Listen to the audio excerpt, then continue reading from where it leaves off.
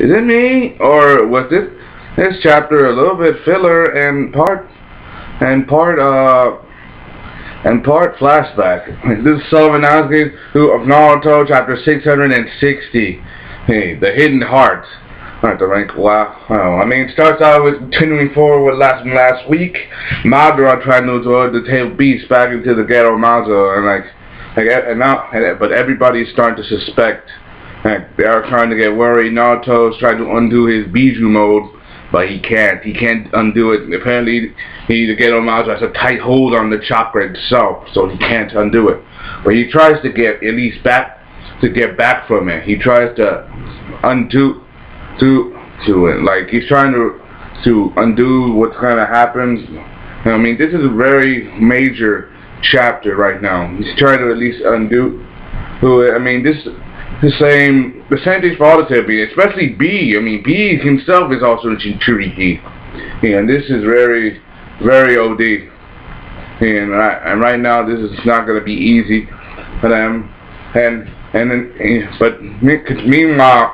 Meanwhile, White Jets is trying to get Madara to absorb the Chukaku and the others first before they absorb the for the Hajime and QB, because they still have Jinchuriki.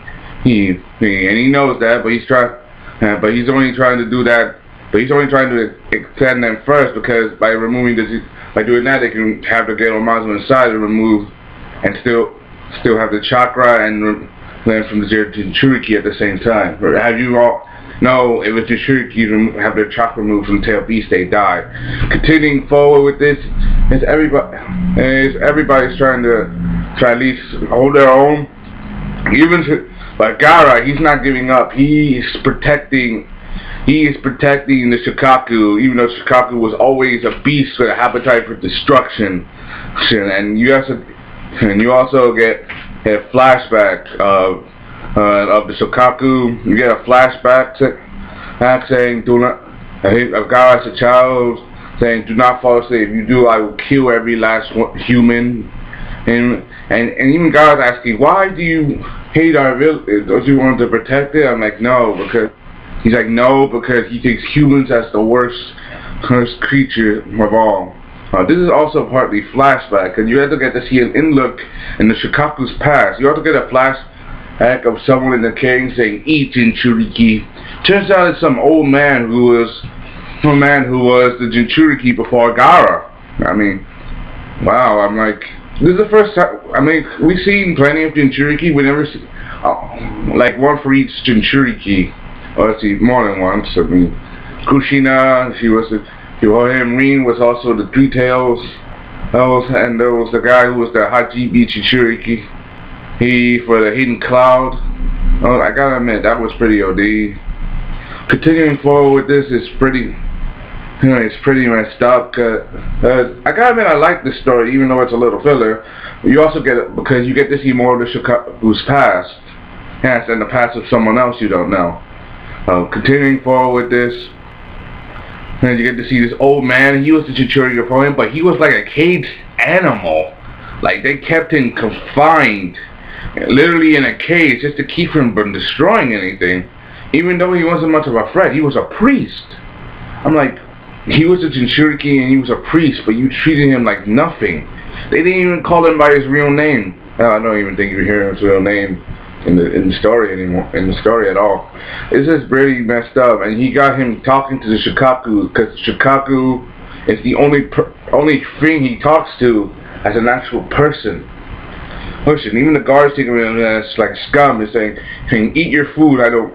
Hey, it's like you're an old geezer. Caesar, people don't even call you by your name. Oh, they say, "I'm fine with that." And I'm like, you're fine with people not, your real name, and you're fine with people seeing you, like an animal, that you're fine being the way you are. And the guy's like, I don't feel, bad, and saying that, hey, why should humans and animals be separated? Why did human and beast being separated?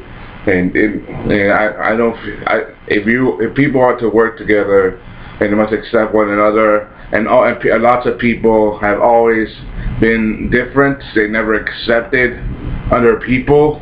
That's always, and in fact, he has 2 marks on his hands. Like, you know how Gaara has a mark that says love on his forehead? He has 2 marks inscribed on him by his master. One says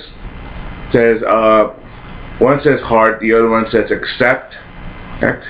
This guy was really looked like a nice person. He was probably the only person who actually cared for Shikaku other than Gaara.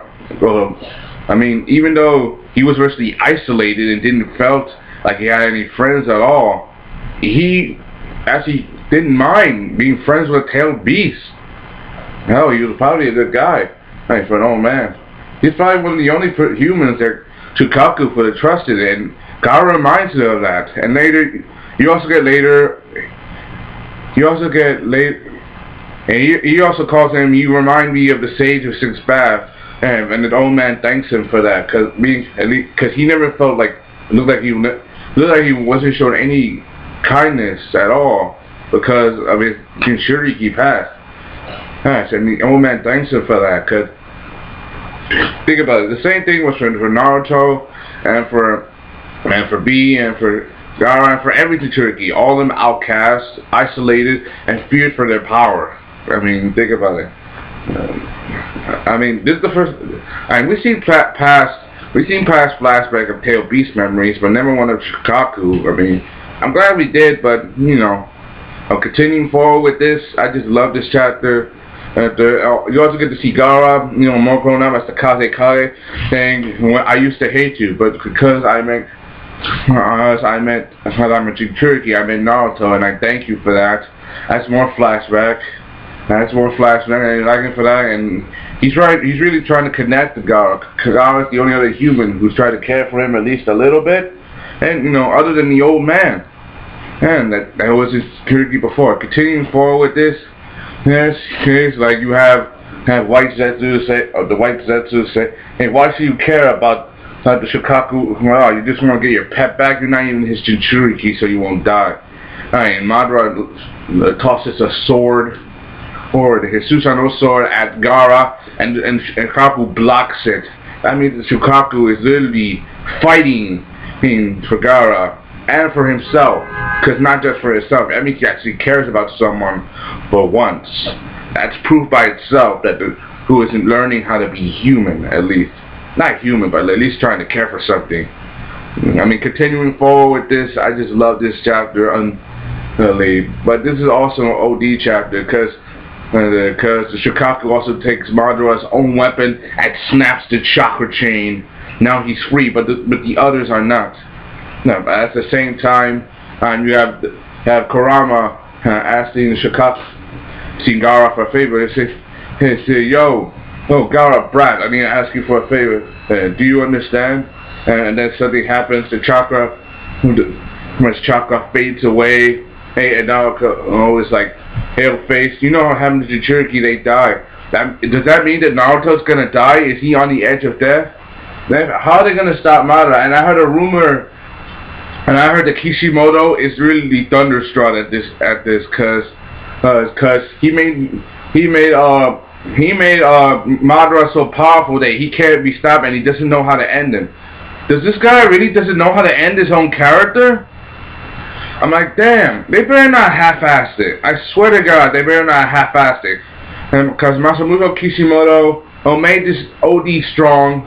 He better at least end it OD strong with the best.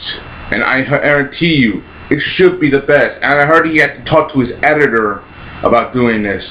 I'm like, the creator of Naruto's having problems ending Madara's life. I'm like, wow. I'm like, that's what you get for making him OD strong. I'm like, but that's his fault, not ours. Like, I mean, we're just people trying to listen. And I hope you understand. This is Sullivan Alligator, who I'm Naruto, chapter 660. Hope you've been doing. Thanks for watching. I put it down in the description. Thank you. Comment, like, subscribe, and always people signing off and continue forward.